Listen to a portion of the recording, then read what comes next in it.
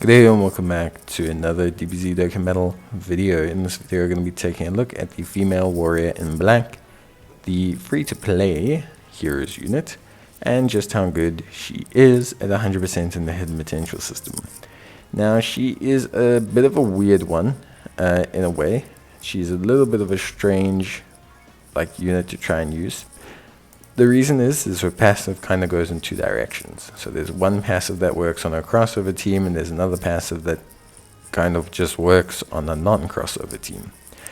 So let's look at her. She's a 50% crossover lead that's kind of semi-irrelevant, and raises her attack and defense with 3 turns, which is cool because she can hold a stack. So there's a little bit of incentive to give her additional, but it's not super important. She has attack and defense of 150%.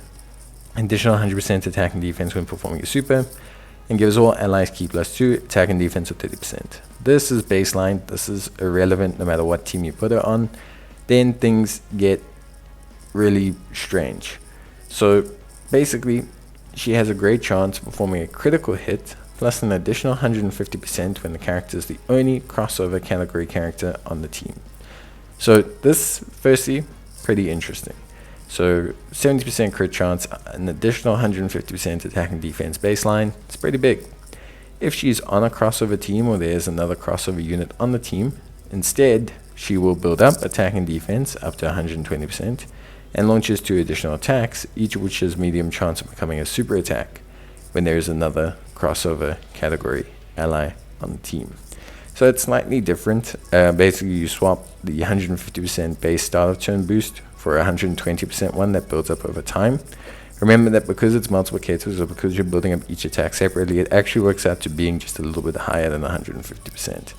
But at the same time, she gains additionals, not crit.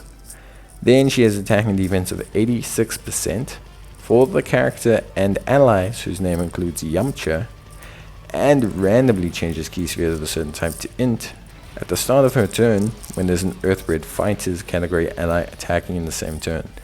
So again, very interesting. She gets a huge attack and defense boost if there is a Earthbred Fighters category ally attacking in the same turn.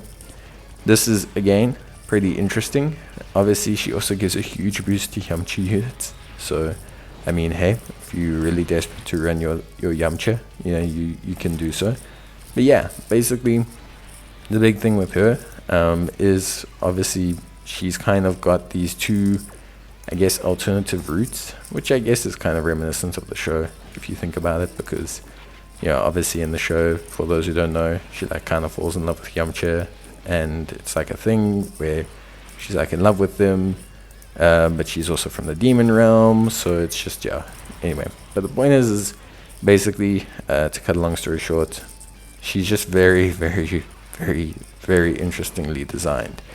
Now, for me personally, I think she's quite interesting. I think she is a pretty cool character in the sense that I think she is a good free-to-play character. Stance-wise, she looks pretty impressive. She can have 350k start turn defense. And that's before you factor in her second batch of Greatly Raising, before you factor in her 100% attack and defense when performing super. So she can have 600, 700k defense depending on how lucky you get with additionals. On top of that, she is a 30% key, 30% attack and defense support. She has key +2. Depending on your build, she either has additionals or she has crit. There is a lot of really cool stuff that she genuinely has that I think, for me, I find really, really good. So in all fairness, I think she's a well-designed character. A little bit funky in design, but I think she's well designed. I do think she's designed in a way that makes her interesting to use, whilst at the same time she's still good on her 2 predominant teams, being crossover or DB Heroes and being Battlefield Diva or Pepe Gals. That's really where you're going to run it, because Pepe Gals will be where you can kind of get the best of both worlds, with the Earthbred Fighters, with all of that, which is important.